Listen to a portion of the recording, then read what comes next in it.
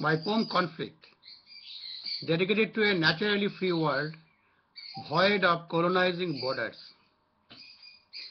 Human life on earth is all about conflict. Whatever we do ends up creating it, often unknowingly. During gardening, we take conflict to earthworms and existing roots. Lawn mowing is like a surprise attack on grasses happily growing. Raking fall leaves deprives insects and birds from warmth in cold days. Cultivation means also deforesting. Professional sports can be seen as competing conflicts. At work, we try to resolve conflicts. Rewards and recognitions often add to it. Most religions are all about conflicting philosophy. Politics about conflicting ideology. Landlords create conflicts to confiscate land and property. Monarchs inflict conflict to democracies, running virtual military regime as constitutional monarchy. National security, if exposed, creates citizens' vulnerability. New language imposed on people create conflict for superiority. Illegal sanctions against countries stimulate conflicts among communities. Biblical events are full of conflicts. So are Valmiki and Homer's epics. Conflict is embedded in the Bible as God's covenants, occupying ancient Canaan for the vassals, blessing them for multiplications and expansion, to rule the promised world at the cost of death and destruction of the earthly Semites. Conflict for the bread and butter replaced God by the lords, as the vassals fought for possessions, whether it's land or capitalist corporate treasures, keeping rivalry alive for lords' pleasures. Fishing trips bring conflict to lakes and oceans. Hunting trips spread conflicts in the forests. Ecotourism legally terrorizes species. But journalists can really take conflicts to the natives, imposing dominating rules, encouraging divisive motives against natural freedom and cultural bliss. Poems by Kalki. Why do we have so many violent international conflicts? Despite innumerable world bodies as guardians, empowered with visionary technologies for honest preemptive diplomacy. Let us hear from Cecil Rhodes, who founded Rhodes Scholarships from Oxford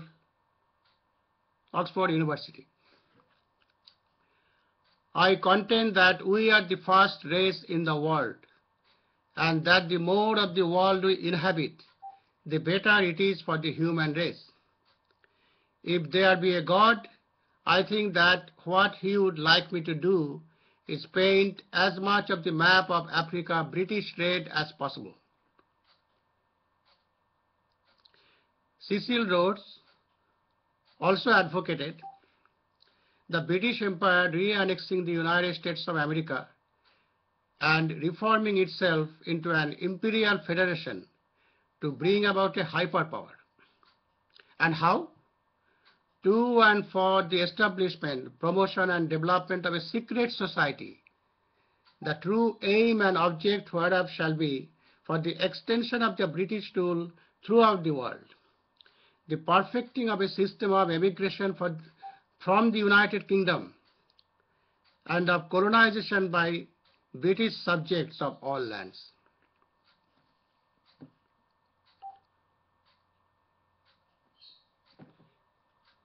And the question is why? In order to save the 40 million inhabitants of the United Kingdom from a bloody civil war, our colonial statesmen must acquire new lands for settling the surplus population of this country, to provide new markets. The empire, as I have always said, is a bread and butter question. And that's why we had World War I, World War II, and the new crusades now as war on terror.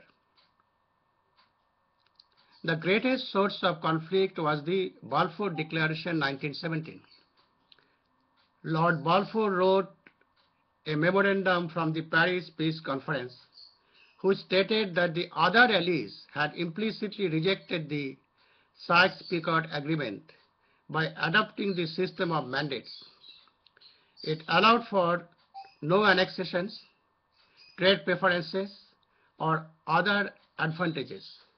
He also stated that the allies were committed to Zionism and had no intention of honoring their promises to the Arabs. Now note that in 1917, there was no Israel. It was formed in 1948. But the Allies were committed to Zionism. So, what this Zionism is all about? That has nothing to do with ancient Hebrews. United Nations General Assembly in 1975 declared Zionism is racism. Watching helplessly Zionists destroy UN and world institutions for monarchical NATO allied supremacy. Zionism is good old Hellenism. That is the greatest deception of our time.